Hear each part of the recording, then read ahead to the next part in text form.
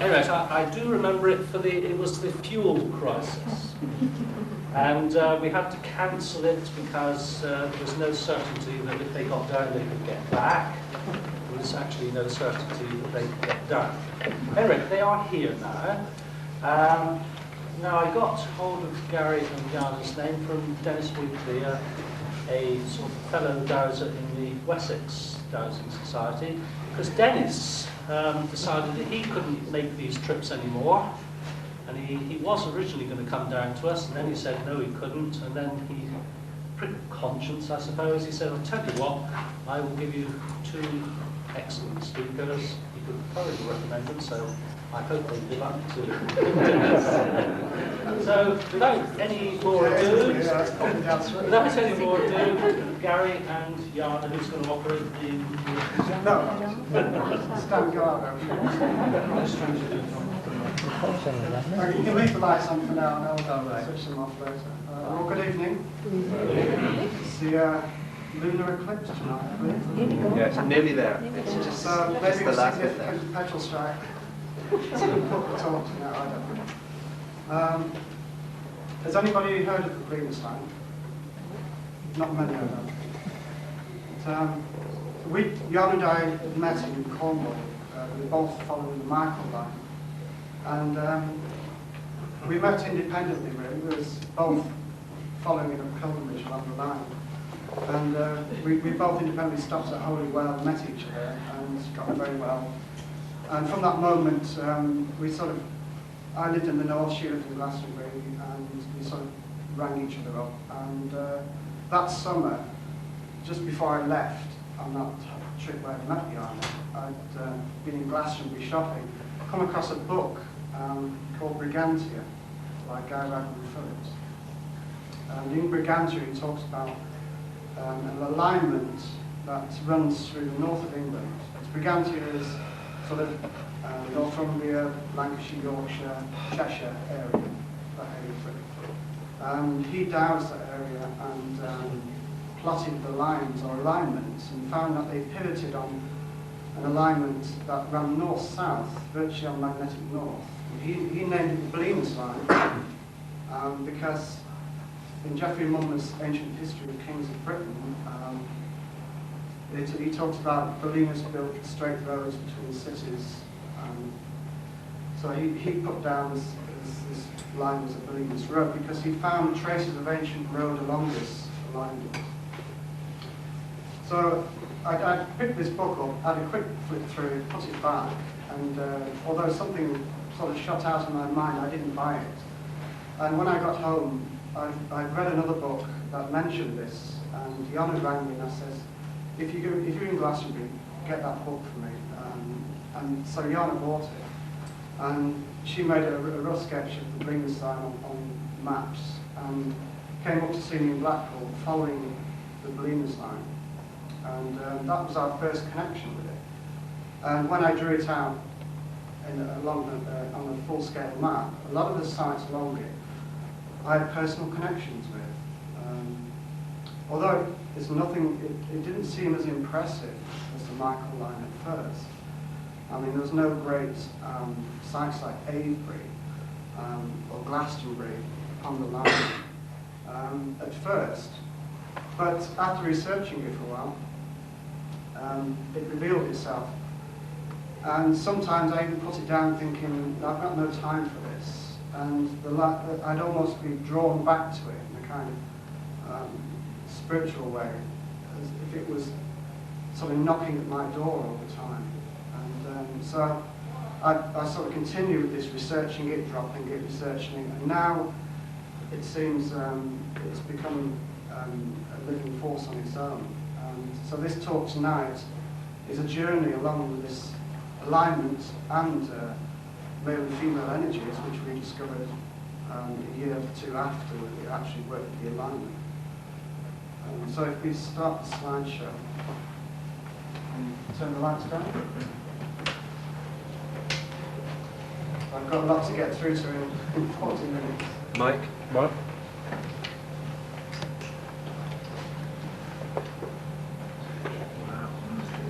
Living in Dorset, I'm quite used to a lot of these straight roads or straight tracks that run between ancient sites.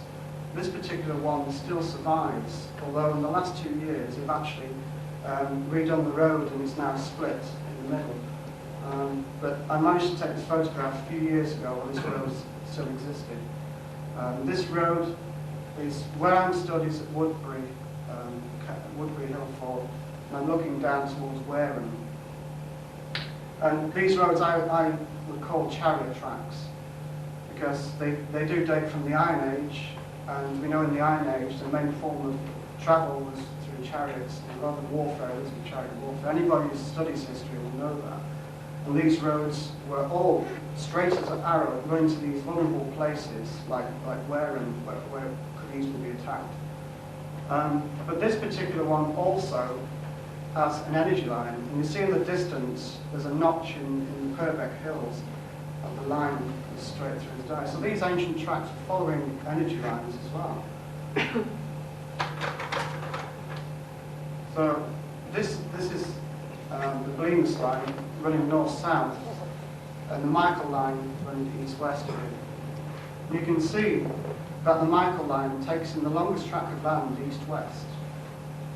There's no other bit of Britain where you can stretch that further east-west. If you move the Michael Line either way, it would not gain any more miles. And so the Belinus Line is in a similar axis where it takes in the longest tract of land north-south. The only body of water it passes through is up here where the Forth Bridge is. And that is actually a natural forming place where the Forth Bridge, the Belinus Line goes straight across the Forth Bridge here. So it's the longest land route, if you like. So it has in common with the Michael the longest track north, south, east, west. The other thing is that the Michael Line is orientated to the Beltane sunrise. And after a few years, I came upon the discovery that this alignment, the Belinus Line, is 166 degrees east of grid north and 14 degrees west of grid north. And this alignment is the highest rising of the sun at the summer solstice, the point where the sun is at the highest in the sky for the whole solar year. That time, when that happens, at that angle, wherever you stood in the south of England, is roughly 166 degrees, same as the Belinus Line, which is quite fascinating in a way, because that makes our island some kind of solar temple.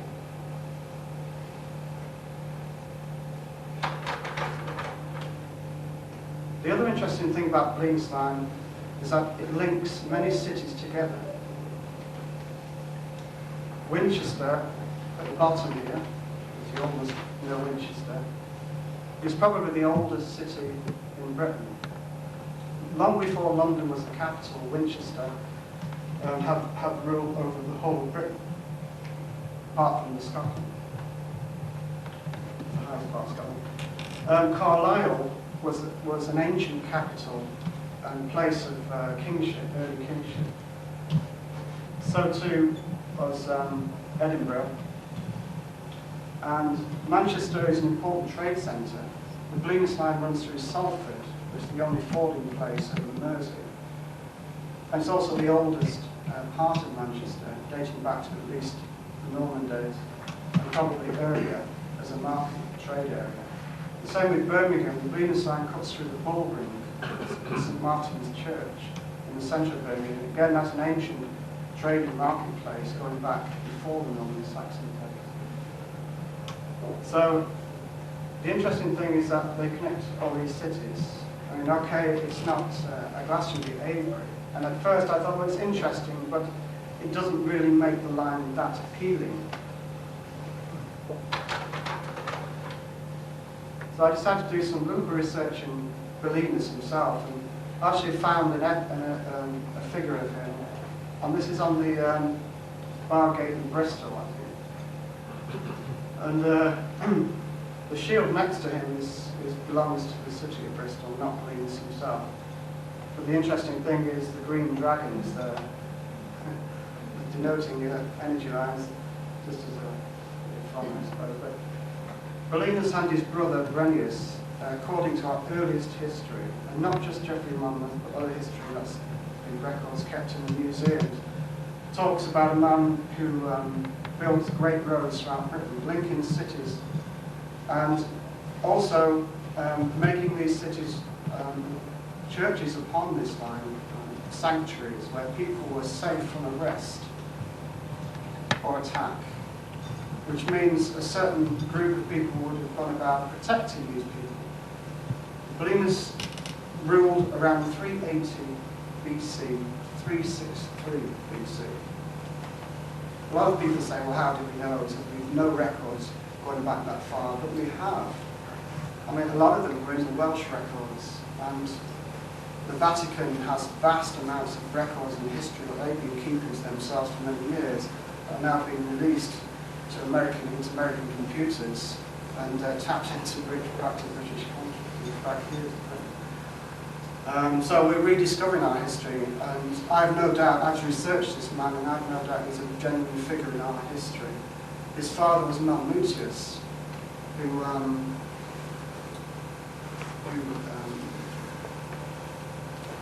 he came out with some laws called the Monmouthian laws, codes of laws.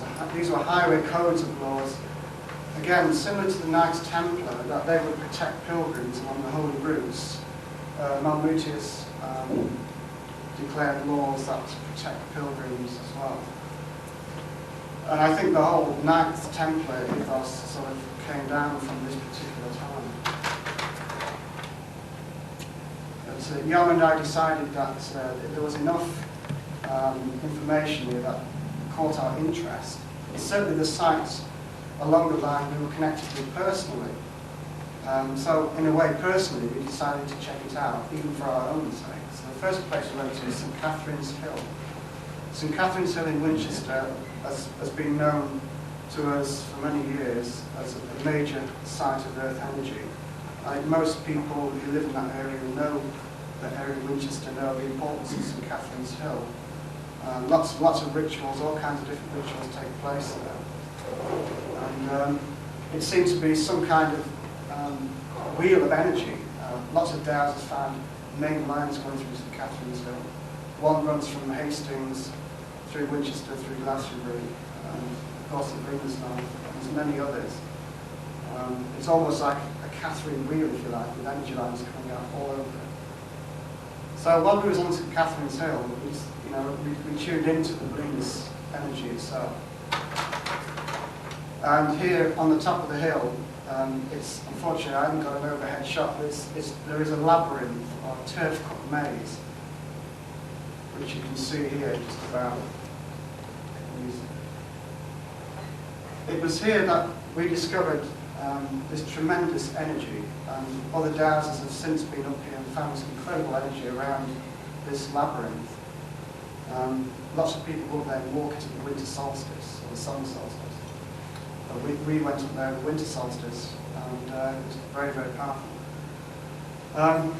We eventually discovered that there is this Belinus Line is dowsable, and when I first dowsed it, I found one of the lines coming up towards this maze, and it was a good 10-15 yards wide, narrowing down as it came towards the labyrinth. As it came towards the labyrinth, it narrowed down to just a foot wide, weaving around the maze, which I thought was quite unusual. And then we discovered another energy, which we related to a feminine energy that was doing the same. And they were weaving around each other in the same way the male and female energies weave around Glastonbury Tor. So I drawn a sketch, or I've copied a sketch from a book, so you can see what the maze looks like. And the male and female energies almost dance around this maze. And this even looks like a tail of a serpent here. So we now had something on our hands. We had this, not only was an alignment, but also a male and female counterpart like the Michael and Mary lines. So we thought it'd be funny if we douse it south of here towards the Isle of Wight, because it would be easy for us to do that at the time. So the next place of interest we found along this alignment is Titchfield Abbey. The first thing that struck me about Titchfield Abbey was the lack of information about the place. It's sort of isolated down a little back country lane, hardly any history written on the board about it. And yet it has this appearance of some great Arthurian Knights Templar sort of castle.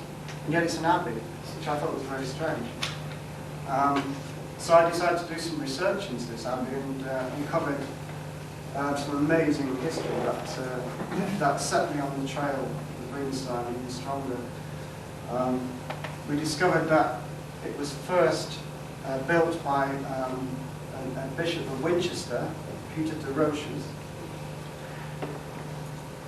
He constructed it in this place to be near the port of Titchfield. At the time, Titchfield was a major port. Before even Portsmouth was constructed, Titchfield was the main place where you cross over into the Mediterranean or to France. It was a major port, even though it's a tiny village today, unknown. But so this abbey was placed as a kind of reception area for people, especially kings, who were travelling from Winchester, the capital of kings, across to, if they were going to go across to France.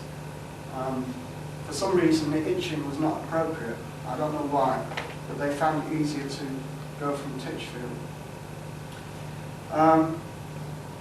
The actual order of monks who held this abbey were Premonstratensians, or White Canons. Not many people know, but I eventually found out that they are funded by the Knights Templar. And like the Cistercians were. Also, the strange thing is when Henry VIII foreclosed on these Catholic places, he gave this particular land to his friend and official, Thomas Wriothesley, Wriothesley is the correct pronunciation. He was, if you like, Henry VIII's right-hand man, and he actually requested this land here, also Hyde Abbey in the Isle of Wight, and Hyde Abbey in Winchester and Quart Abbey on the Isle of Wight. All of them are precisely along the Belinus alignment, which I found interesting. He also restored Titchfield as a village, and some say that he led a school similar to the Rosicrucians or Knights Templar teachings. Some of the locals still believe that. But it was his son who became the patron of Shakespeare. His son was Henry Wriothesley. He became the patron of Shakespeare. And there's a local tradition that Shakespeare actually used to visit the house where this converted, by the way, his son actually converted it into this castle after the abbey was pulled down. The abbey never looked like this, but this is what Henry Wriothesley created from this abbey. He made it very much like a Knights Templar, sort of Arthurian building. And Henry VIII was very fond of Arthurian things. He believed it was a reincarnation of Arthur himself. And I think that was rubbed off on the people around him, because he chose the people around him, of course, and who believed in him. I think Brothers Wriothesley was one who believed in the Arthurian myth. So the tales about Shakespeare are interesting. A lot of people in the village say they're rubbish, but some actually say there's some ground for them, because in the old plan of the abbey, there's actually a room named as the playroom, where they believe Shakespeare may have performed his plays for the first time. So it's one of the first places that we connected with. It's very fascinating. There's a lot of images of Knights Templar and Arthurian figure around the abbey. The lines itself actually run around the abbey, not connecting or crossing through the abbey, so encompassing it. We actually took the Wessex Dowsers out there to douse the area, and they come with the same findings. The importance of Titchfield. Well, the Premonstratensians, all these roads stem from here, from Titchfield, running out throughout the country, going up as far as Shap, which I discovered was along the Belinus Line later on. So the Premonstratensians were a very powerful order to build such great roads throughout Britain, stemming from Titchfield as a nucleus. So Titchfield was more than just a little village, and this came to light just through dowsing, through following the line through dowsing. To me, Titchfield was a little country village, but so much more underneath. So from Titchfield itself, Titchfield Abbey, into the village, the two lines come together at the Saxon church in Titchfield. That itself is a very interesting place. That was founded by St Wilfrid, who came to Christianise the heathen pagans, so he says. But the male and female lines split from the church. One goes down the western side of the valley, the Meon Valley, to a little church, to a little village called Meon, and out towards the Isle of Wight. The male line goes down towards the Alba Valley, through a Motte and Bailey, before leaving the coast of England. So that summer, we decided that we'd come back again and see what happens on the Isle of Wight. Later that summer, we arrived in the Isle of Wight, the coast here. We followed the beach with our dowsing rods, trying to locate, focusing on Belinus, or the image of Belinus, or Catherine's Hill, all those things were focused upon. But we had already had that energy within us, and it was really apparent when we came. They found themselves going through a rebirthing process, the whole rituals around Mithras go into an underground chamber of Mithraeum, where they go through 7 initiatory stages. It was all very quite strange the way it's done. They re-emerge as a kind of rebirth.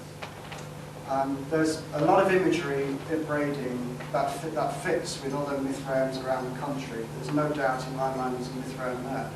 Although the strange thing is it's never been found, because only a quarter of the site has been excavated. However, because the whole site was closed at the time, we couldn't get in there to find exactly where the lines crossed. When we go back there, then we may reveal to us where the Mithraeum is, if it crosses the Mithraeum. As you can see, that's sort of a detail of what happens at the Isle of Wight. This is the coast, the east coast. It comes through Bendon here. This is the male line through the church of Brading. Interesting, the church of Brading has a figure of Mary holding a rose, which is unusual because some people believe it represents the Knights Templar, very crazy. It doesn't actually refer to the Tudor period, as it was constructed way before Henry and the Tudors.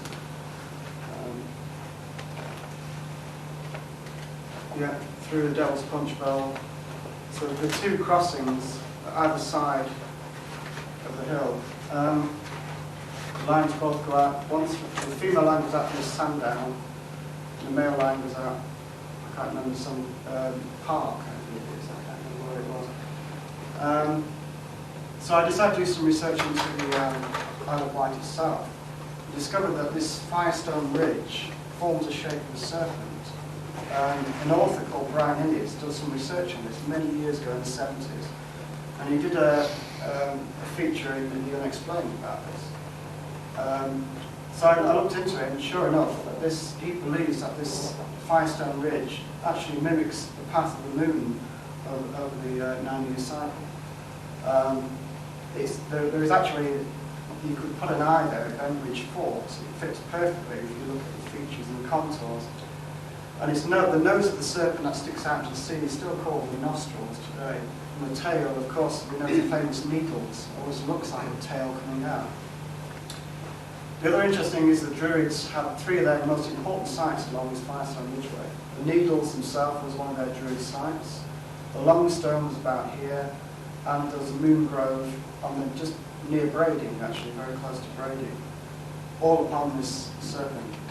And the Belinus Line itself is actually almost forming a necklace around the serpent. And those who enjoy symbology will know that the neck is a communication area. And the Belinus Line is connecting this communication area with the surface. But this is part of a fault line. It's very famous. It runs across the south of England towards Lyme Regis and forms a purbex. It's a very famous fault, and it's a very active fault.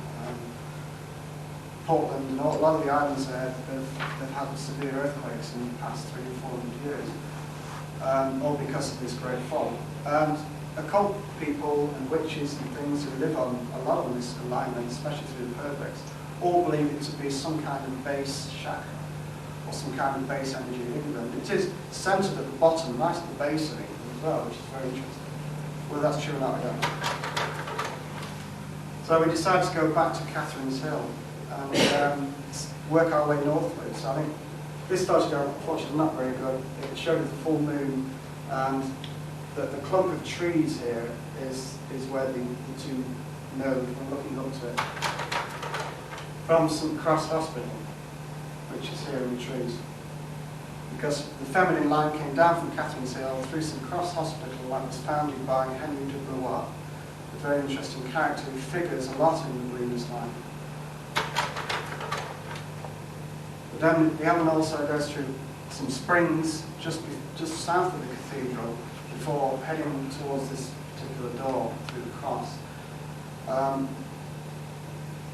While we were on Catherine's Hill, I think we decided to name the feminine line Ellen, because Ellen is the earliest goddess in Britain. And then she's talked about in Mabinogion, the Welsh Mabinogion, as the builder of highways. And she also built roads the length and breadth of Britain, just like Belinus did. So she's also the pagan aspect of Mary, as Belinus is the pagan aspect of Michael. And so far in this line, we've come across many places that are still practicing pagan rituals to this very day. So it seemed appropriate that they were named pagan, some gods, goddesses. So I'll now refer to the female line as Ellen. It's believed that St Catherine, the hill is named after, St Anne and St Bridget are all aspects of the pre-Celtic goddess Ellen as well. And St Catherine herself was a protector of sailors. Winchester and Catherine's Hill had a perfect view of the sea. And St Catherine was named after Astarte. Astarte's counterpart was Baal or Bel. So it figures well. So Ellen takes in the full, not the full width, but the full nave area of Winchester Cathedral, travelling east-west of the aisle. The cathedral itself is built by St Swithin. We all know the legend of St Swithin. It rains on St Swithin's Day. It will rain for 40 days and 40 nights. I think it rained this year, didn't it? 400 days.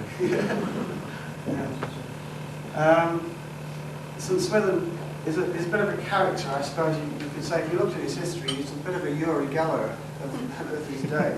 And he performed many miracles before his death, never mind after his death.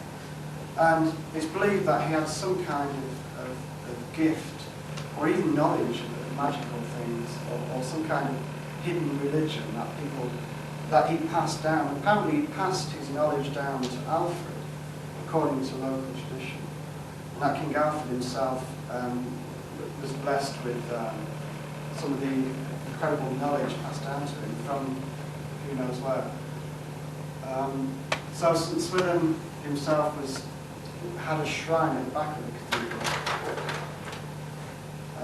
which Ellen would have been heading for. But before she connected with the ialtar, she also goes to the tomb of Henry de Blois. There's another figure who built the St Cross Hospital on the way, and also figured at Titchfield and other places along the Belinus Line. He was the grandson of William the Conqueror. He too believed very strongly in King Arthur. It was Henry de Blois who actually sponsored William of Malmesbury and Geoffrey of Monmouth to write the histories of Britain. and especially the Arthurian. He also, it was Henry de Blois who became Abbot of Glastonbury, and it was Henry de Blois who also knew where Arthur was buried, because he instructed the monks where to dig to find his bones. So either he was orchestrating some sham, or he knew something. And he was the most educated man in England. He was educated at Cluny in France, a very high university at the time. And he was more intelligent than all the kings and queens around at the time. In fact, he often would instruct King Stephen and Henry in their matters, because he was far more intelligent. And therefore may be very aware of the real histories, including Arthur. So, across the high altar, I was expecting Belinus to come in and note, but not so. Continue past the high altar, behind the high altar, then we found the two currents noding at the spot where the old shrine of St. Swithin is. It's marked now with a modern shrine, but on the floor here is marked out a square where the original shrine was placed. It's now destroyed. His bones were taken out from an earlier abbey just to the side. But interestingly enough, you would have thought that the lines would have gone through the earlier abbey, but they didn't. They went through the newer abbey, which was built in the Norman days.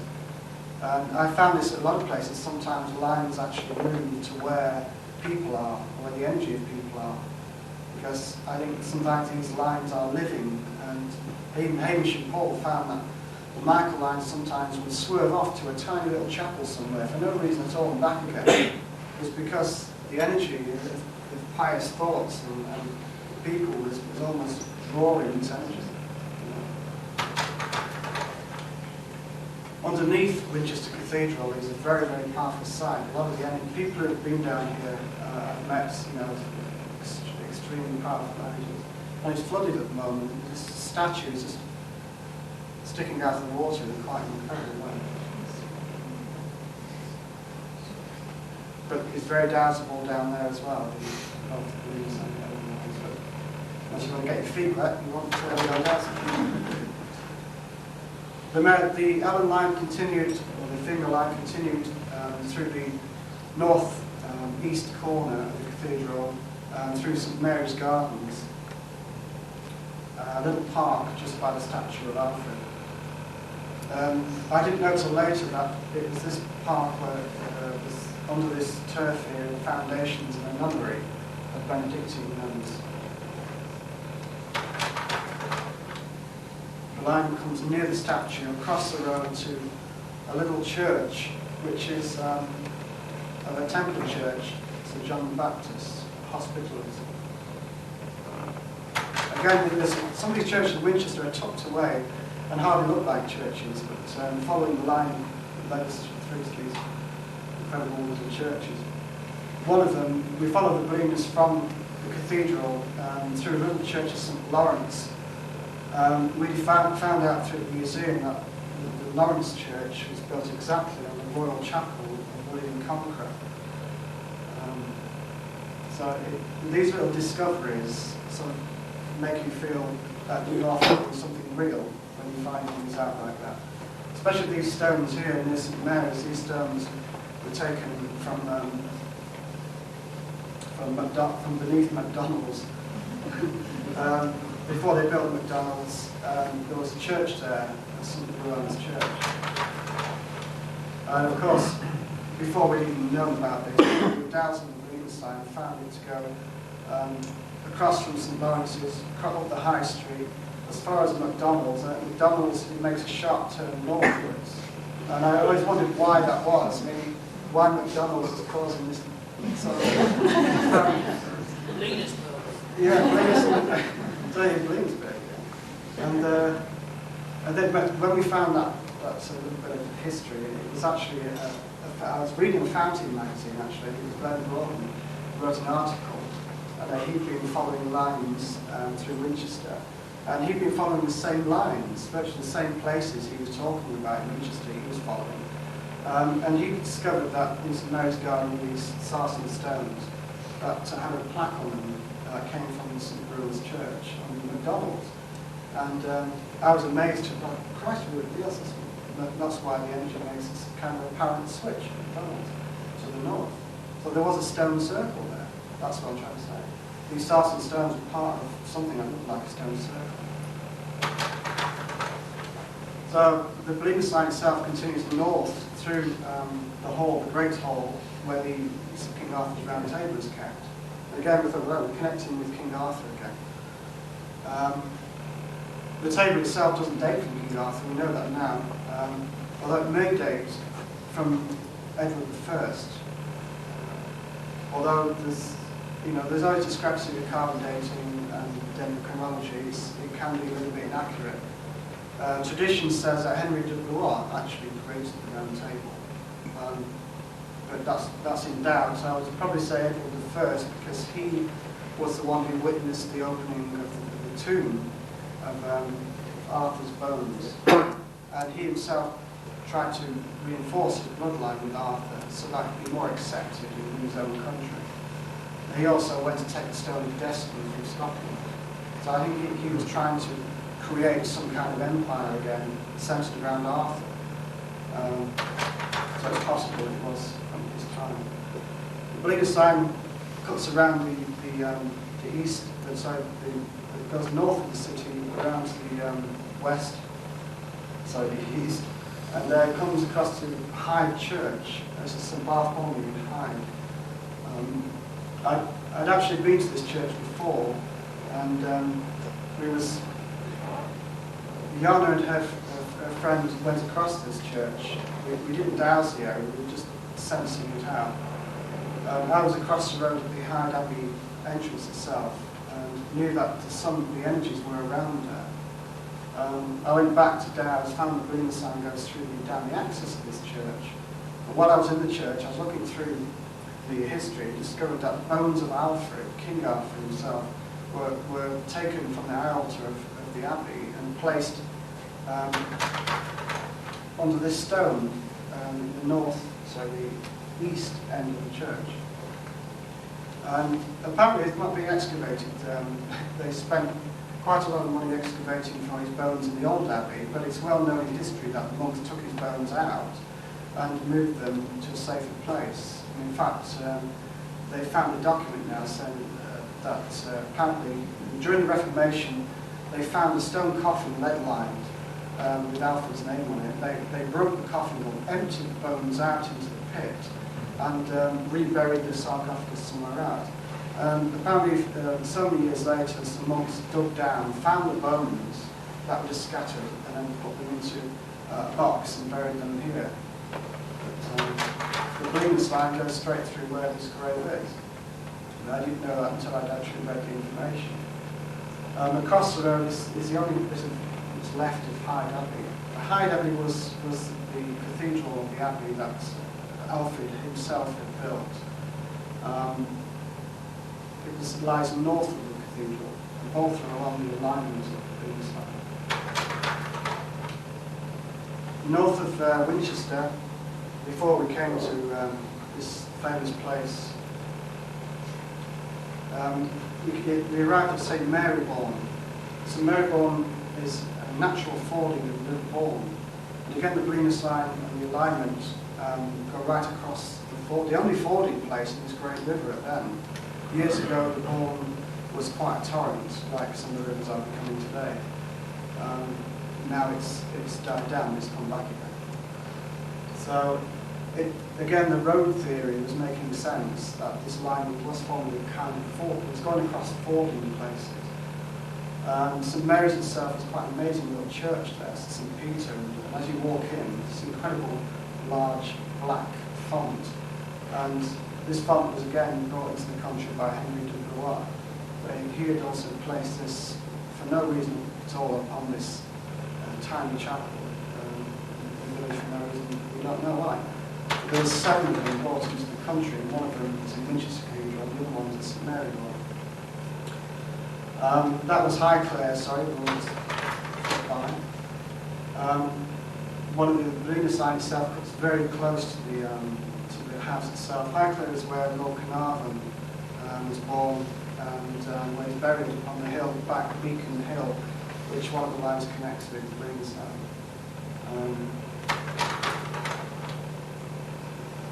continuing northwards, we come across the church where the line goes through the window of St George. And St George is one of the figures along the Belinus Line that's very apparent. In most places when we found the effigy of St George. And again, St George slayed the dragon the energy killer. But it's supposed to be the earthly counterpart of St Michael as well. Some of the straight roads are still apparent on the inside. This one runs exactly on the axis over the 6 degrees towards Offington from Highclere. Part of the Oxfordshire Way. Eventually we came and we followed the alignment and the lines. Eventually we came to this tiny little village called Kingston Lisle. And in Kingston Lisle we found this little pub sign which has King Alfred blowing into a stone. And we inquired at a local house and they said down the road there's blowing the stone. And so we had a look at this. And it's a sarsen stone with perforated holes in it. And one of them, when you blow down it, creates a sound of a horn. Has anybody seen this? Been there, done that. Very good one. Yeah. Yeah, good. Apparently they reckon it was actually in the manger at Offington, because there he would be like a natural amphitheatre of sound. He was actually, locals believe he was moved from there and placed here in the garden. I think it was placed here in the garden because of the tree. The tree that stood by this stone was a very, very famous tree. It's called Alfred's Thorn. It was revered as a sacred tree as much as the holy thorn was in Glastonbury. Whether it was planted by Alfred, I don't know, but or commemorating the battle, because Alfred defeated the Danes there at Offington. So it's possible the tree was commemorated him. It blew down in the Great Hurricane of 87. Just north of Kingston Line is a tumulus, and according to our detailed maps and information from Hamish and Paul, this is where the Mary Line cuts through. Remember, we're now in the area where the Belinus Line crosses the Michael Line, around the Offington area. But the thing is, you're following a male-female and alignment. The two alignments actually cross at a place called Seven Barrows, which is to the east of Offington, south a little bit. Seven Barrows is quite an amazing place. It's a cluster of more than 7 barrows, but it's a great ritual burial centre placed in the middle of these chalk downs for no apparent reason. The only thing we know is that these two great dragon lines cross, or the alignments cross. The actual male and female lines don't. Interesting thing. The female line stays more to the west of the alignment, and the male more to the right. But they're both heading towards the Offington complex itself. And it was at Dragon Hill here in Brighton that I followed. I was driving past in the car, and the rods virtually throughout my hand, just below this hill. I got out of the car and followed the line up to the summit of the hill, where the dragon's blood is supposed to have been spilt. We all know the legend. This is where St. George, again, slayed the dragon, and his blood had spilt and formed a white patch on the top here, just in that top corner. And it was just before this spot that another node between the male and female lines had occurred. So I continued following the lines around from the Offington, from the Dragon Hill. The Belinus Line comes up the back of the horse, not as wavy as that, across the head, and over the burial ground here, which I later discovered was a very ancient burial ground where a lot of headless bodies were found in Victorian days. They thought the Victorians had dug them up to take their heads for medical research, but I think we know some of the Celtic traditions prove otherwise. This is a diagram of the energies around Offington. I know Offington cells have probably been doused by hundreds of people, and some people might not have found these themselves, but I always find that if you follow the Michael line, you can't often follow the Belinus Line. It's almost as if you're making a switch in sort of frequency. If you tune your mind to the Belinus Line, you find these lines very easily. Yana and I both independently dowse the line. Often I do it in the quiet without seeing, and then see what she gets. And we 10 times out of 10, she always gets the exact place I do. We're both very tuned into the line. So we're sort of testing each other as well. So because it's very easy to be misled and invent lines. So this was accurately down, and we found the male line coming from the Seven Barrows formed a node in the centre of the Uffington Castle, the hill fort, through the north entrance, across the burial ground, like I was saying, along the White Horse to Dragon Hill. It was almost straight. The male line's very straight. The female line is all over the place. It's waving around, which is quite common, isn't it? In feminine nature, like the water flowing. Here we have Wayland Smithy. The female line was right the way through, weaved its way to the centre, across it to a spring that's now dried up. There was a major well, a sacred site at one time. There's some lovely stones around it. And you could see the path of the water at one time. It must be flowing again now. But as we followed it, it comes down the manger here, down the giant steps. This is the manger, and off down towards, this is the manger here. The feminine line's coming off the hill, down these steps. And so these are the Wallstone Springs down here. And the feminine line was following the springs down to the Church of St. Mary in Uffington itself, the village of Uffington. I remember that in the Son of the Serpent, Hamish and Paul have found that the Michael line and the Mary line, instead of going straight for Uffington, moved around it as if they were avoiding Uffington itself. And if you look at a map of the Belinus Line and the Michael line, you can see that the two are almost cosseting each other. The Belinus Line's working with the nucleus, and the Michael and Mary are working around them. It's as if they're trying to avoid each other. And it's like the pagan and the Christian. It's like the two different energies. It's quite interesting. And it was here that I come to test this out, because the feminine element of Belinus came through this church. Well, this church also has the Mary line from the Michael line. So inside, because I located Ellen coming through the statue of St. George, and I knew that Mary had come down the axis. So what was going to happen inside, I thought. And when I opened the door and dowsed, and I was kept near the centre of the church where the two cross, I was expecting something to happen. Nothing happened. It made no difference to the line crossing the Mary, as if the two were ignorant of each other. And in a way that makes sense, because they are very different. That's it for that one.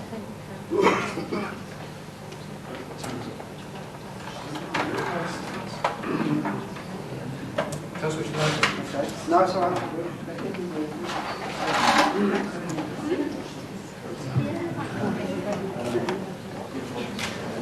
Uffington, the two lines weave their way through a number of interesting sites I haven't got time to go through, but Rowe-Leete stones is one of the sites that they both make for. The actual site is a few miles off the alignment, but the two energies swerve across to this site. I was expecting, as I got there, the two to node in the centre of the circle, but in fact they didn't.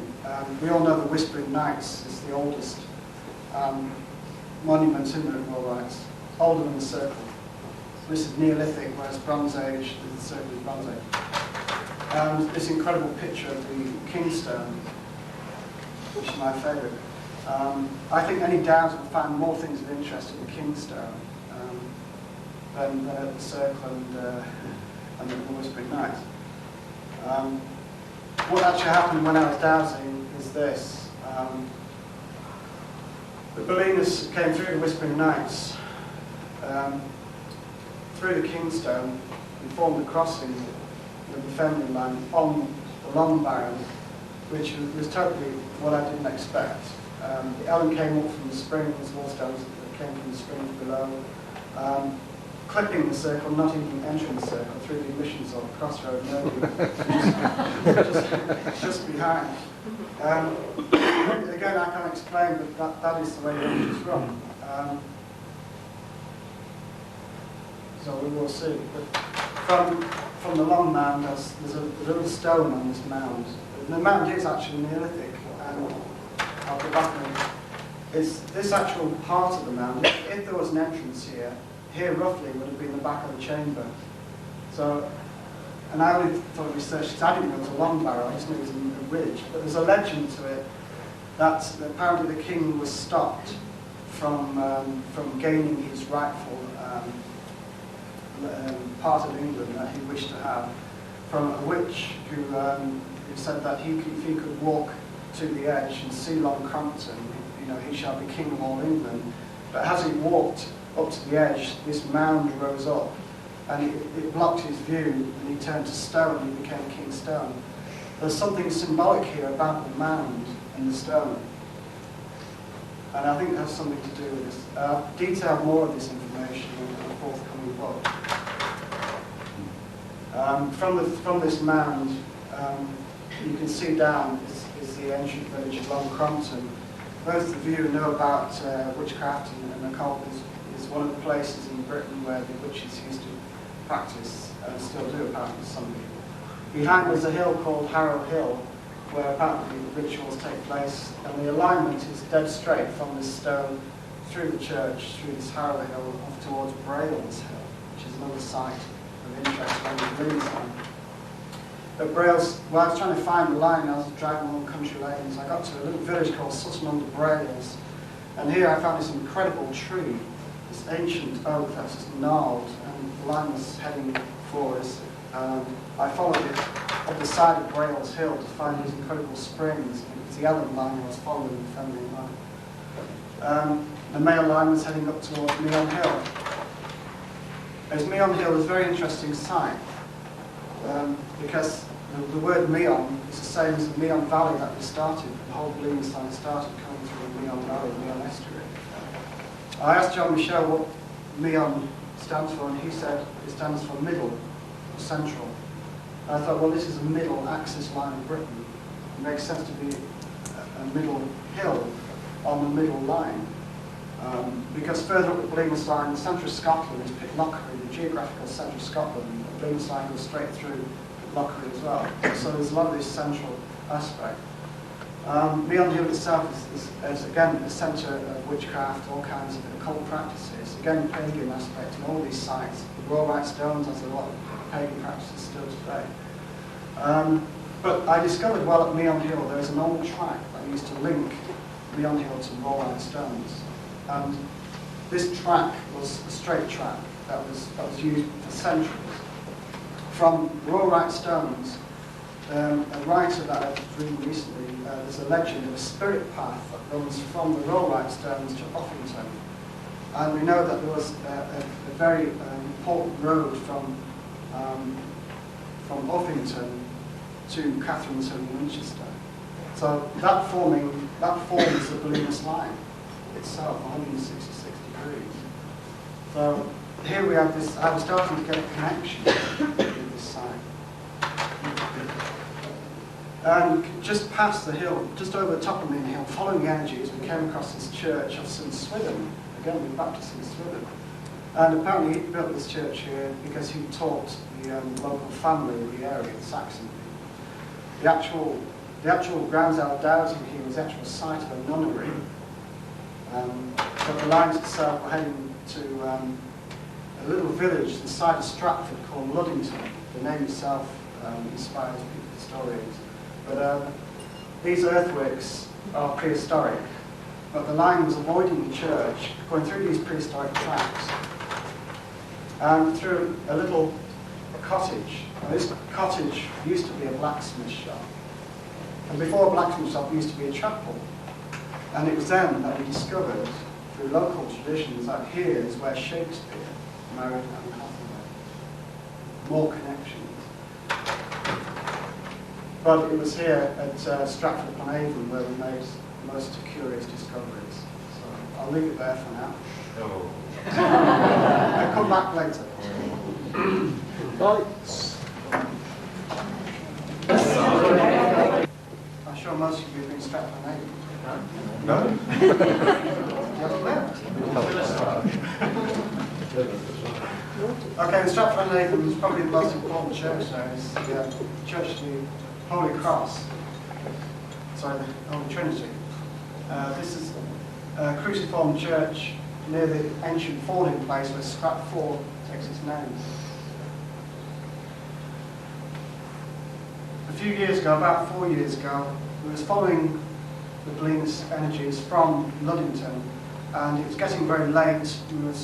I was in the passenger seat with a dowsing rod, and we was going through all these back streets, and I picked up the line on this corner. I was going through this church that I couldn't see, and I noted where the church was, and we drove back to Dorset, where we now live. And over a year later, we returned to this spot to discover this church is a very important church. I was amazed to find it's a church where Shakespeare is buried. So I got the rods out, I dowsed, found the Belinus Line and the Ellen female line crossing within the church. By the way, I took that photograph from a parachute. I dived out of the plane. I can see the road. Very steady hand, It's amazing what you can do. So, let's see, we have the. So along the nave here, the feminine line, the Ellen line, took in the whole of this nave from pillar to pillar. The strange thing was, at this point here, it actually followed the movement, the change. You see how the top's offset. The line actually follows that precisely, which I thought was very strange. The male Belinus line came in, took in the whole axis, the south and north transepts. But I thought to myself, whoever designed this church, whoever built this church, must have either known about the energies, or the church itself has attracted these energies. It's hard to know which is which. So I decided to find out who built this church, and what did they know. That there might lie a secret to what this Belinus Line is all about. So I discovered there was a group called the Guild of the Holy Cross. Strangely enough, their name, the Holy Cross, is what the Belinus and Ellen make here, the Holy Cross. Apparently, I was reading through the history of this guild, and apparently they stem from a time where man knoweth not, according to the earliest literature about the guild in about 1300. So it obviously stems way beyond the Norman days, this guild. And this guild apparently protected the altars of the church and were hospitable people who would guide pilgrims. And this reminded me of the very thing we heard at the beginning about Belinus and the Monmouthian laws. And I discovered that this church itself is a sanctuary.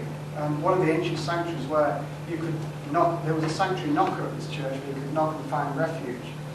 Very much similar to what we discussed previously. That the road, the Belinus Line, was built along the roads linking the sanctuaries and cities. The guild itself had some peculiar practices. They worshipped St. John the Baptist. Anybody who knows about the Templars know that they worshipped St. John the Baptist too. The other thing of interest is that the guild suddenly became extremely rich when the Templars fell. Where did the Templar money go? Was it injected into these Premonstratensians who built all those great roads after the Templars? Was it put into the guild of the Holy Cross, which is also like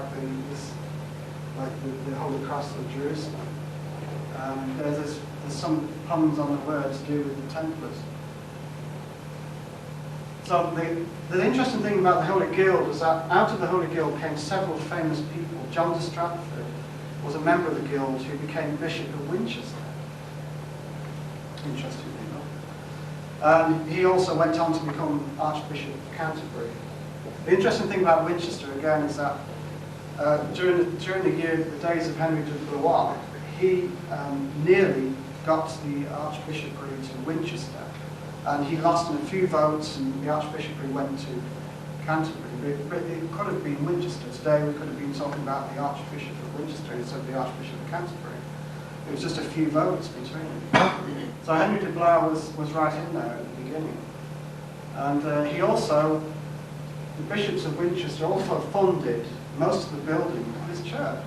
There's that connection again between Winchester and we also discovered that the land that extended from the ownership of bishops of Winchester extended right up to Stratford itself.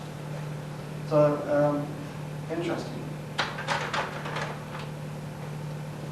Following the lines from Stratford is another story and another lecture, but there's quite a few interesting connections heading up into the Midlands through Birmingham. The place where my mother was born, at Great Bar, was where the Belinus Line cut straight through. This is not something I dowsed for, it's actually on the map. So there's a lot of personal connection with this line through my family as well. But the next place of interest I decided to talk about today is Caverswall. This is only recently found. The snows we had recently, a few weeks ago. This is when we drove up to visit my parents just after Christmas. Again, along the alignment is Caverswall, and I mapped out this place has something significant to do with the line. So we arrived there. I looked on the internet, found Caverswall was actually rents out rooms and also has bed and breakfast, but they don't start till March. But we thought we'd call in on the owners, and we found this incredible castle with a very deep moat, almost medieval, very medieval. We discovered that there's a tradition here that Arthur met Guinevere, and also, which made my mouth drop, was that King Alfred met his wife here at the site of this castle. I thought, again, there's this Arthur and Alfred thing, 250 miles north of Winchester. There's these two connections, Alfred and Arthur, all finding their feminine partners. Alfred finding his wife, Arthur finding his wife, the male and female coming together. And again, we found the male and female lines coming together here. And this is Yana, with dowsing the female line that runs through the centre of the castle. Its age is beyond doubt. There are prehistoric earthworks around it. You can see this slight dip outside of the earthworks, which is a part of the Iron Age defences. And the land itself is a significant place where you can see right down the Trent valleys, and also surrounded by water 1,000 years ago. Again, that place deserves a lot more than I can give you tonight. Further north from there, another place of interest is Shrubbery. Shrubbery is a place of Belinus Line goes straight through on the both energies. Shrubbery is the home of the Lichfields. Some of you may have actually visited Shrubbery. The grounds of Shrubbery are very interesting because we picked up the Belinus Line, and it went through a monument called the Shepherd's Monument. This monument was actually carved in marble. It wasn't painted. I've chosen this picture because it depicts what is there. It is the painting by Poussin that's been etched into marble. Long before the treasures of the Chateau were discovered, in the grounds of this shrubbery was this effigy created at the time Poussin painted his grave in Arcadia B. Those who've researched the mystery of the missing Templar treasure will have come across the story. And right on the Belinus Line, we find this connection with Templar treasure. What I haven't mentioned so far is that from this point, from Winchester to this point, we've already gone through at least 10 to 15 sites, major sites of Templar churches. So there's definitely something going on. I also discovered at Shrubber there is a meeting of two rivers there and an ancient Druid site. So the site goes way back before the hall does. The site is an ancient sacred place. And we discovered that the man who constructed the monument, the Shepherd's Monument, was John Anson. And he was a Grand Master at the time. And also, he was a great traveller. He'd also been across to France. You know, before the so-called treasure was found by the priest at Belinus Line. And then, strangely enough, upon this monument is a code, exactly like the codes talked about by Henry Lincoln on this monument. I don't even know if Henry Lincoln knows about this monument. Further north of Shrubber, interestingly enough, the line goes through prehistoric burial mound, the bride's there. It's the Bridestones near Biddulph. Behind the Bridestones is the Cloud, a hill that's unique in Britain, because from Leek Church, in the summer solstice, you witness the double setting the sun. It appears to set, rises again, and sets again. It's unique to that part of the world. Nowhere else in Britain can you see this effect. And it was known as a very sacred hill. And certain authors have also pointed out this place could have Egyptian connections. We don't know. But we certainly know that the Belinus Line goes right through this hill, and its male and female counterparts dance around, including this, the feminine aspect dances around these stones, the bride stones, and over to Biddulph Grange. Biddulph Grange is a phenomenon in its own, worthy of a lecture. Apparently, a pre-Raphaelite movement started here. This, a lot of the authors, Burne-Jones, Rossetti, Arthur Miller, many more came to Biddulph. They believed in Arthurian myths. They put the Arthurian knowledge into their paintings. They put Rosicrucian knowledge. It's believed they were actually practicing Rosicrucians at the time. The gardens at Biddulph were laid out to certain themes. This was a theme of the art and the religion that they believe came to Britain after the fall of Akhenaten's religion in Egypt.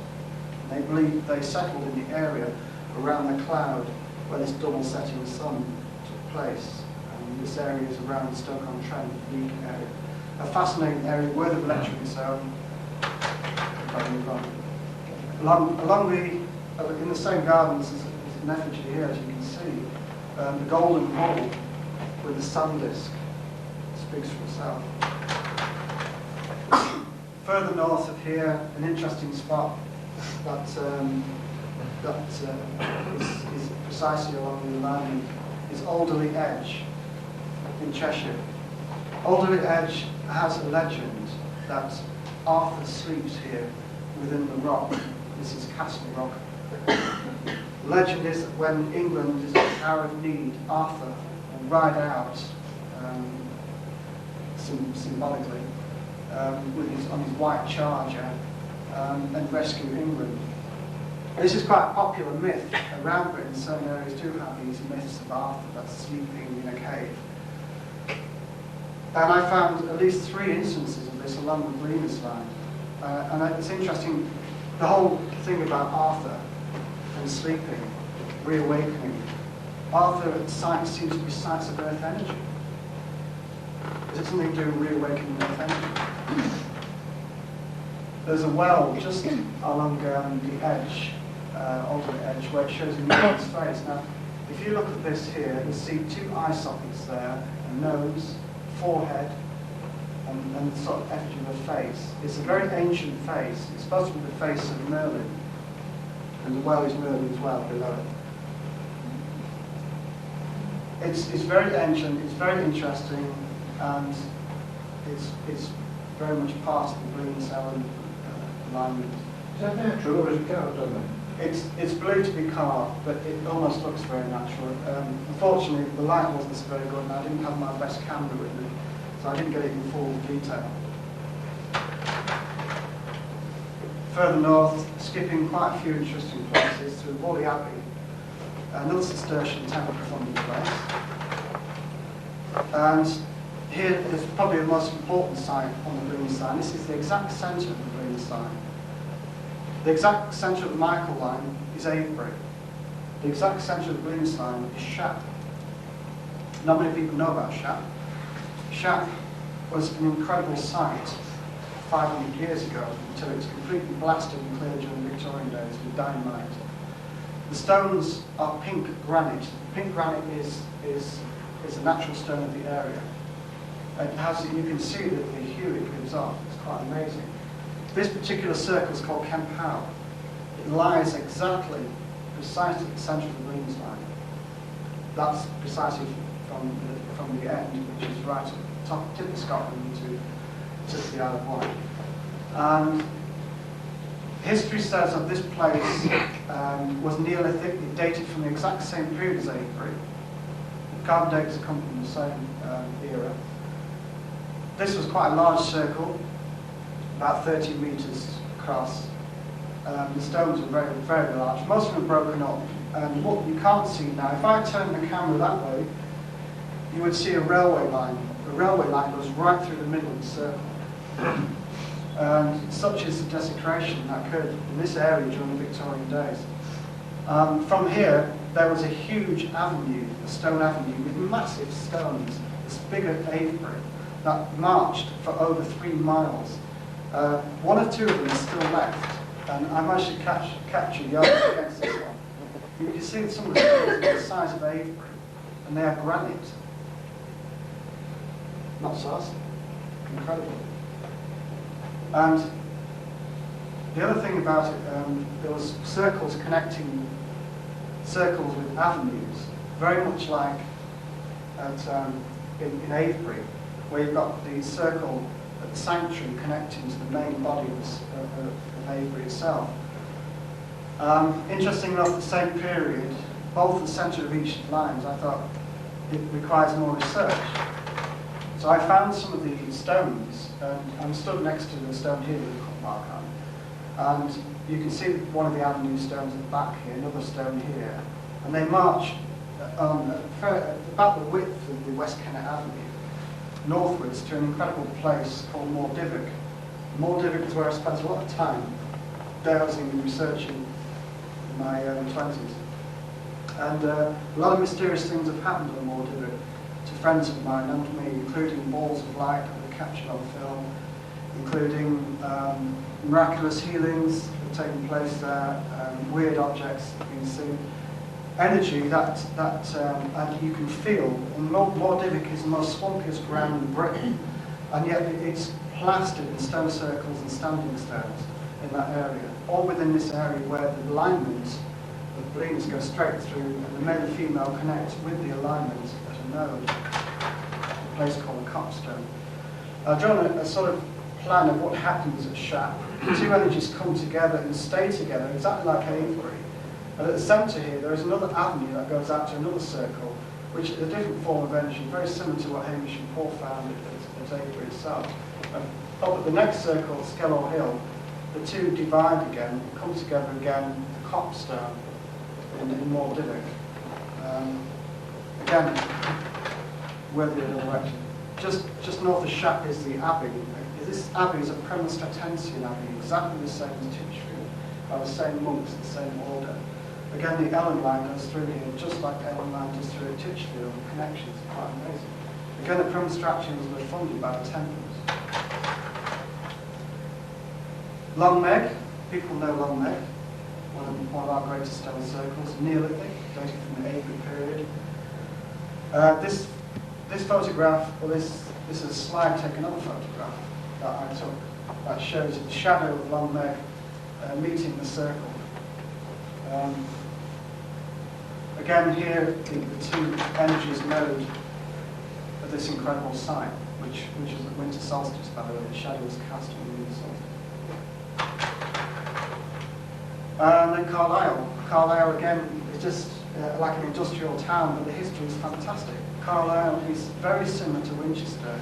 It's a place of ancient kingship. It's like a capital of the north. Arthur is supposed to have a round table at Carlisle and kept his court there, In fact, archaeologically speaking, there's more grounds for evidence of Arthur at Carlisle than any other place in England, because the earliest recorded building back in the 7th, 8th century is known as Arthur's Hall. Nowhere else in this country has a name to Arthur earlier than this place, Carlisle. So Carlisle, in a way, has archaeological background to be an Arthur site. It's very possible because the whole situation of Carlisle is an important port. It was a strategic place between England and Scotland. And so I sincerely believe, after a lot of research, that it definitely had more to do with Arthur than anywhere else. So Carlisle and Winchester together are along the Belinus Line, with Cambridge Wall, which is halfway between Carlisle and Winchester, where the two met, which is very interesting. Further north of Carlisle, we come across Lupin Staines, the stone circle which half is fallen into a river. Again, we came across this circle by chance, stopping for a breather. We just got out of the car, looked over the hedge, and there it was. And it was when we drew the maps out, precise on the alignment. Synchronicity, coincidence, or no? Further north, the most important site that I've recently discovered is Caddymuir Hill. Caddymuir Hill is near Peebles, and this is the castle that protects the Tweed Valley, just below Caddymuir Hill. Caddymuir Hill has an incredible tradition of Arthur, going back over 1,000 years. A lot of the sites there are named after Arthur, and it's certainly named after one of his battles there. Again, Caddymuir is precisely along the lines of the Belinus Line. Drew an example here of some of the sites along the Belinus Line associated with Arthur. Winchester. Orpington Whitehorse is also a site where Arthur is supposed to have had a battle, and Merlin in local tradition. The Rowe-Leete stones is where a king and his knights are asleep, waiting for the time of Britain in its hour of need. He doesn't mention Arthur, but he mentions the king and his knights. A similar myth to all the other places. Of course, we just mentioned, well, we haven't mentioned Castle Rings, north of Cannock, near Birmingham, is probably the largest hill fort in Britain, besides maybe Castle. Some authors recently have pointed out the fact that Castle Rings may have had an association with Arthur. In fact, they certainly have. North of this hill fort is Cambridge Wall, as we talked about. Alderley Edge, where Arthur sleeps in Manchester, St Tarquin's Round Table is supposed to be kept, another old legend. Penrith, Arthur's Round Table, a prehistoric earthwork, and also other sites associated with Arthur between around Penrith, Carlisle and Caddymuir Hill. Many sites associated with Arthur. And of course, further up the line, we make a connection with Roslin Chapel, the very centre and head of the Knights Templar, after the fall in 1307. The power of the Templars went to Scotland, and because the King of Scotland at the time was sympathetic towards the Templars and not Pope, the Templars found refuge in Scotland, and they built this temple as an exact replica of Solomon's temple. And a lot of their secrets lie in the symbolism within the walls. Again, worth another lecture. Again, Belinus is connecting with here, along with other sites. The work on Roslin Chapel, if anyone's ever been there, is absolutely fantastic. Some of the abbeys associated with the Templars along the line, as you can see, a lot of them are nunneries, interestingly enough, and there's a fair mixture of women's sites and males, masculine and female sites throughout the whole line. And finally, the alignment itself, showing some of the places along there of interest that I may not have covered, including Devil's Bridge in Lancashire, where else I haven't covered. Pitlochry, the geographical centre of Scotland, is precisely along the alignment, not just a mile either side, precisely. Also the Claver Cairns, people who've been up to Scotland may have been to the Claver Cairns. Also Culloden, again, quite a strange site, a site of an incredible massacre.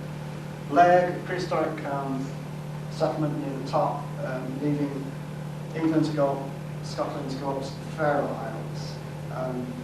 We've actually dowsed and checked the line on computers south of here, and it goes through Sienne in France, all the way down through to Barcelona, Tangiers, continuing down. A lot of technical sites in France are connected, including the birthplace of William the Conqueror, and his grave is also along the Belinus Line. William the Conqueror figures along the Belinus Line as well. So, that's it. I think. Put the lights on, take some questions.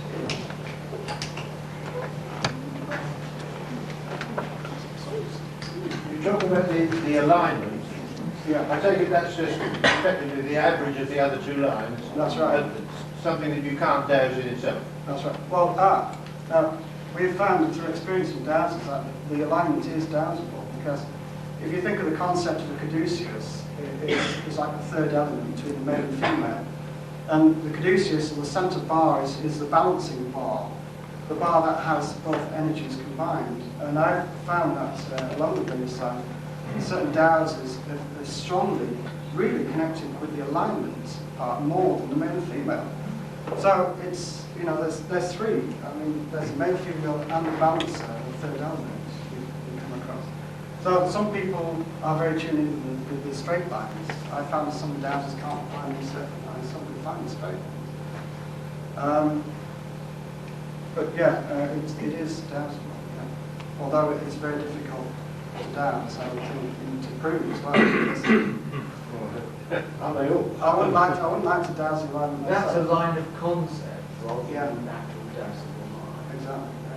Yeah. Although at St Catherine's Hill, for instance, the alignment goes along the ramparts on the eastern side, and the male and female energy is working around the labyrinth. When I found a dowser that went up there, and he found the male and female, but found this incredible line that goes exactly where the alignment is, and also other dowsers who are quite well-known dowsers have found this as well. So I don't know whether this is a coincidence or part of this. You may have birthday on the same day as the person you don't have. Is this true of the Michael line, I mean, because we've got a straight line and we know, or yes, we've heard, the devious roads to the Michael and Mary line. Is there a main access that the average between the two? Is that the same situation? Well, I think the axis is something that is there, and it follows the Michael line. The axis of the Michael actually follows a fault line. I mean, Yeah. it is actually there. As we know, we draw lines on maps. We find that these places are exactly along the line. Like the Belinus Line, there are enough places along the line precisely to forget about dowsing. But I could make this line a historical line, because many of the parts of this line have ancient roads. And if you research carefully on the Michael line, there's many, many ancient roads that follow exactly the Michael line as well. So it's as if other ancient peoples knew about these alignments and built roads upon them, so that when they're walking them, they actually charge the lines up, or they charge themselves up. Often these lines date back to the Iron Age period, and there's some reference to it in our history books about these straight roads that were built for pilgrims. And they must have been aware of the geometry of the country. We know from prehistoric landscapes and places around the world, they had incredible powers, incredible knowledge. And I think this knowledge has been kept along certain parts of this line. And it's still apparent. Every time I research the Belinus Line, I find this undercurrent sort of esoteric knowledge that's gone on with certain cults on this line itself, and along the Michael line too. But the thought is that these towns and cities were actually built where they were because of the strength of that energy. I think so. It must have been, mustn't it? Definitely. It must have come, the energy line must have come first. That's right. I mean, the importance of Winchester and Carlisle in itself, they're two like mirror cities. They both date from the Iron Age, the period of Belinus. They both have incredible energy themselves, and their castles are very similar. The layout of Carlisle is similar to Winchester. And they both have this connection with William Rufus. William Rufus built the castle at Carlisle. He also owned the land around Winchester and Titchfield. He owned Titchfield at the same time. And interestingly enough, I was telling you about St Wilfrid. who converted the heathens and pagans of Brading and Titchfield, he also converted Carlisle. Well, I mean, it may be coincidence, but there's this connection all the time with certain people along this line. Whether they were aware of it, and as an archaeologist you can say, yes, well, maybe there was an ancient road there at that time, and it's been obliterated. I found traces of this road, so has Guy Ragland Phillips, so have people in Scotland. So it has a physical existence as a road, and yet certain parts you can't follow. At the bottom end, where you were going from Titchfield to Winchester and on, you were on a Roman road there. That's right. Yeah. There's an old green track, actually, that leads to Catherine's Hill called the Donga trackways. And that Belinus Line precisely along these old trackways to Titchfield. When I inquired in Titchfield, they said that there was an ancient road that linked Titchfield to Winchester, where all the kings came down to go over to the continent, sail from Titchfield itself. And Place House, or the Titchfield Abbey, was one of the stopovers for the kings and important people on the way. And all this came to light just through following the line. That's the most interesting thing about it. You go out with the dowsing rod, you go out with the maps and your rulers, and you find these places. You find these sort of little treasures that somebody was saying before. And I mean, by all means, I've only researched about 60% of the line, and there's more to discover. More keeps happening, like Caver's Wall I just discovered only last month, well, a few weeks ago, that it has this link with Alfred and his wife and Arthur's wife. We tend to go back there to stay when it's open and does it more thoroughly. But it's an adventure. I'm going to have to go back to my old snapping grounds, I can see that. Yes. Have you by any chance compared the land areas to the east and the west of your north-south line? Yes, I have. It seems that the line splits the country in two equally. Although erosion of land since the Iron Age is quite more than you would believe. I know from where I used to live in Blackpool here, Blackpool used to come out at least 2 miles as far back as the 17th century. So it's difficult to say. At the moment, it's very equal, but in the past, it may have been even more equal. Because the parts that I found, like this bay here, was quite wide at this point here. Cornwall came out much further and encompassed islands now. St Mary's, still is. Anglia, a lot of research has been done on this, and it seems like during the 16th century and the 15th century, the water levels dropped in this country, especially on the south coast here, as if the country moved up. And a lot of the ports on the south coast ceased to become ports, and the ports went out right at the end of the country. And something happened in that area, in that time, and I'm beginning to get to the bottom of it. Same in Wales as well. A lot of sunken cities lie around Wales, legendary sites, Belinus and all that. The landscape of Britain is constantly changed. It seems like we're at a very stable period at the moment, because archaeology has proved it in the past. Our country has had some cataclysmic events, quite literally. Lots of people have been wiped out with plagues and maybe comet dust or whatever, I don't know. But certainly something happened during the Dark Ages when Arthur was around, and there's certainly the latest evidence is there was a great plague across the country that came with signs from the sky. And most of the evacuees from this country went across to France, and the French gave us Brittany, New Britain, as part of this land for refugees from England. And of course, we had only the people with money went across to France, but the French accepted them and gave them Brittany. They became power themselves over the years and became part of the Norman kings in the Norman days. And of course, the Normans came over and re-invaded Britain. A lot of people think the Normans were the French, and the French invaded us, but actually we were invaded by our own people against the side. And they retook the lands. They retook the lands that belonged to them. This is, again, the research I found on the Isle of Wight, the Ogmore family, the Numwell House of the Belinus Line Nursery. They were a Norman family that originally owned the land before the Saxons came. They retook their own land from the Saxons.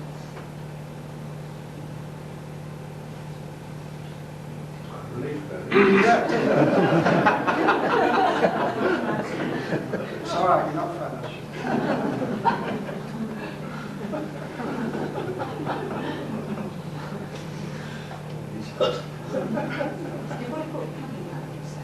Yes, we're compiling all this information into a book at the moment.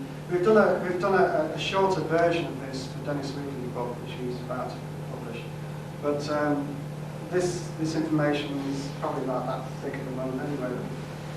I've only probably discussed about 20% of the discoveries tonight because I've got such a short time.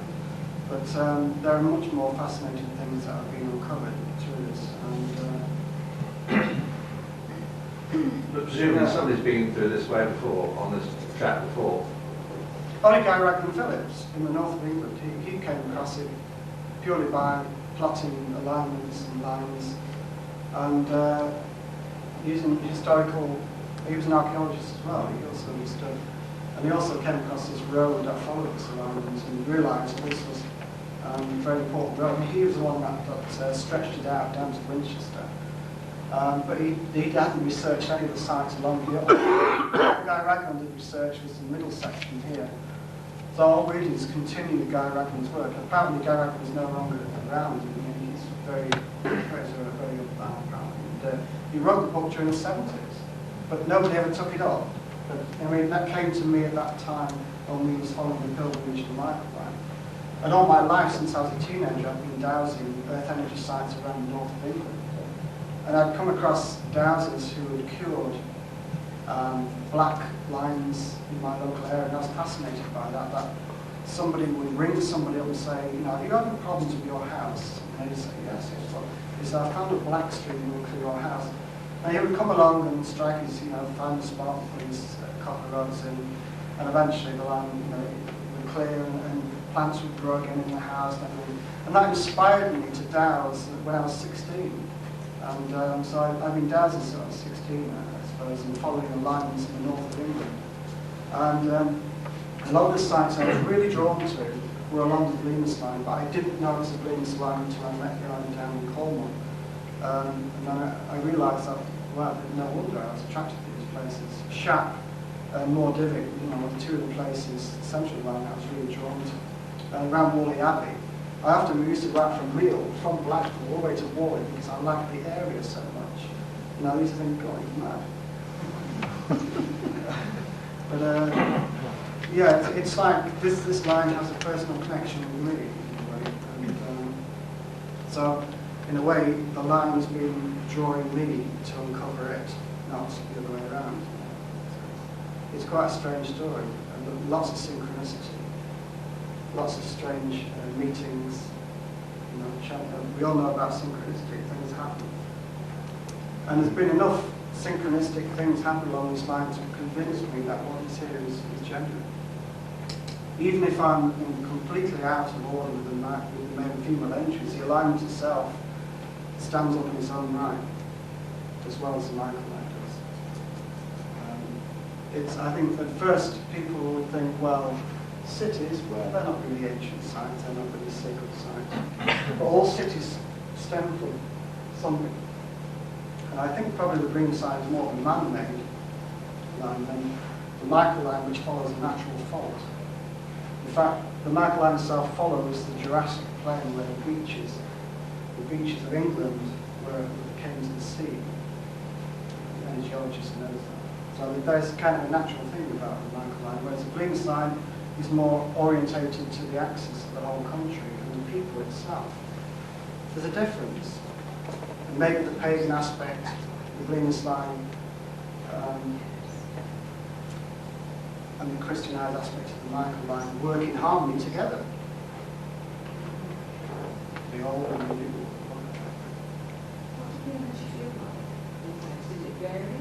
Yes. In some places it feels very peculiar indeed, and in some places it feels very enlightening.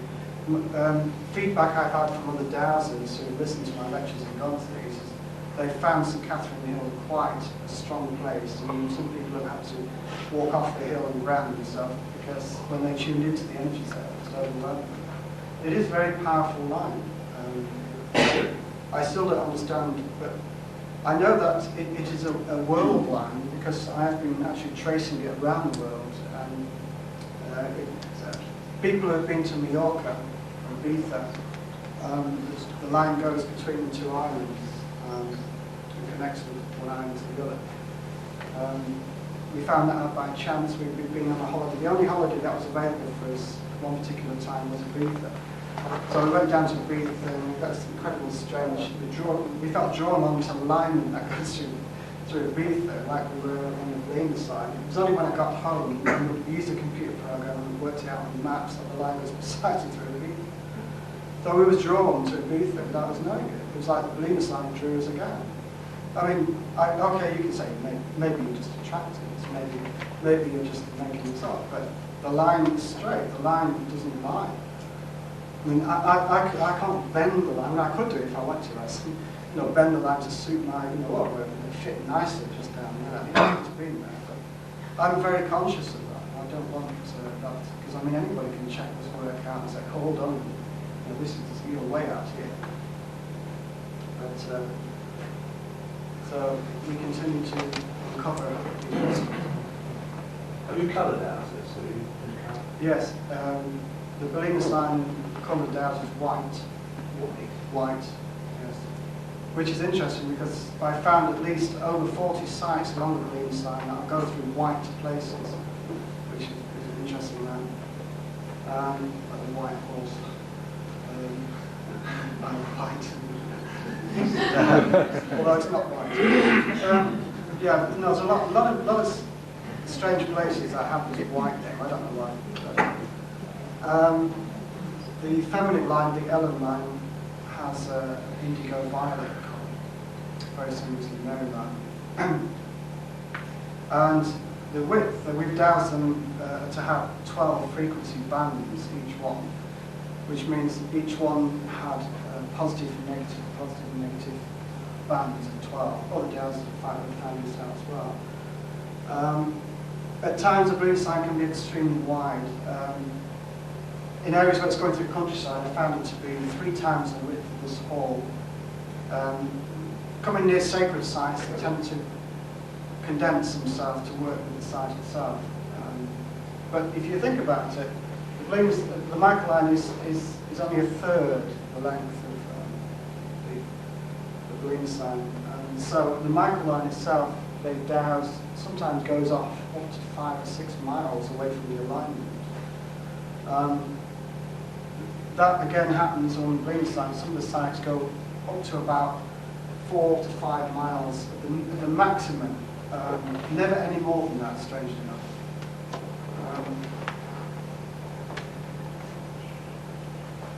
Is that a question? You said it's a third of the Yeah, line, the length of the north-south line, Yeah. the William and Mary line. Yeah. Well, now, have you compared the William and Mary line, not William, to the whole? Does that come to in the same proportion? No, not really. No, I haven't really looked at that. But, I could do. I think there's some symmetry about Britain itself. And the very fact that Beltane runs along this part of the country that has the most, the land seems to be orientated towards Beltane sun. And the very axis of Britain itself is orientated to the highest rising. It's significant, I think, in a way, if we think about the Earth as a living being, called the Gaia theory, then it makes sense that the islands aren't there by chance.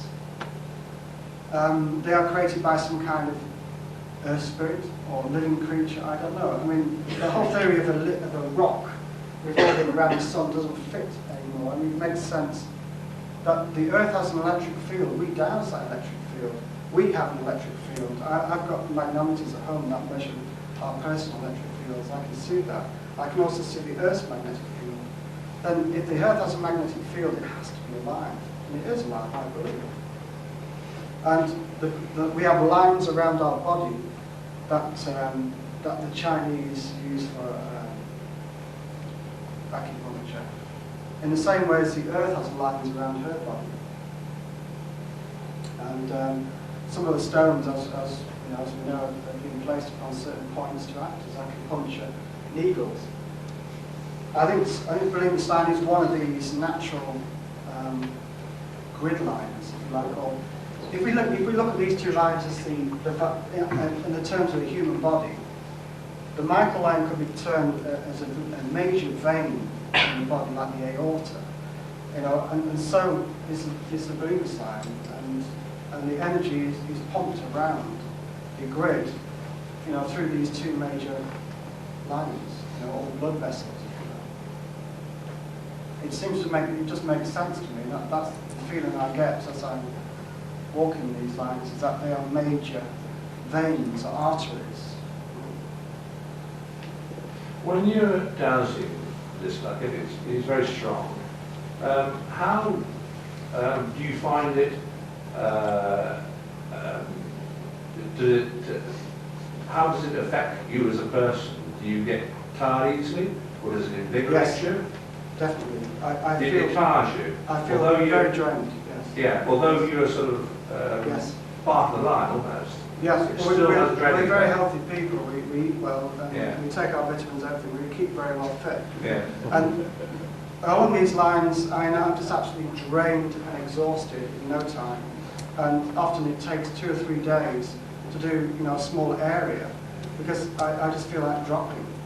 And it's not that these areas are negative. It's just our own electrical fields are being zapped by these incredibly large energy fields that we're working with. When you tune into them, you open that door. Have you tried any way of sort of protecting yourself? Yes. Like wearing a cassock or something?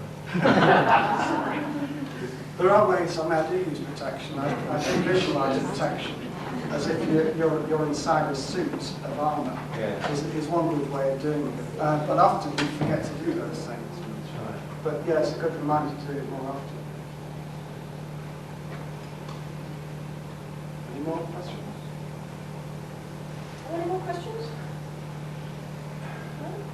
Mindful that there are 7 sites about which you said were worthy of further lecture, we look forward to seeing it. I was just going to say that. Where shall I start off next time? With the new songs. Obviously, it's phenomenal about the information that you've found there, and there's more still to be found. Fantastic. And thank you very much. And please show your appreciation.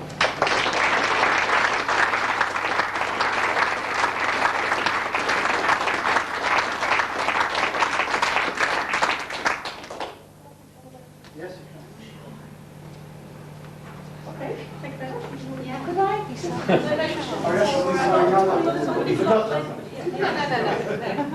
So Gary's just a brilliant lecture.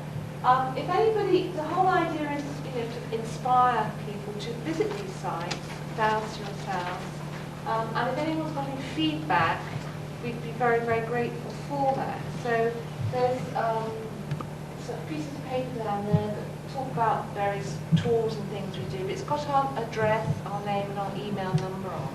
So if you feel drawn to going to any of these sites and find anything, then we would love to be able to include that in our work, in our book. We'll credit you obviously with any information like that. But please, if you feel this inspires you to visit some of the sites, do something, then you can take a leaflet on the desk, or if you want to add your name and address, if you want us to let you know when the book's out, we can give you a flyer or something like that. Okay, thank you very much. Especially if you're going to Scotland. That's only a day trip for you. On train? Yeah. Guys,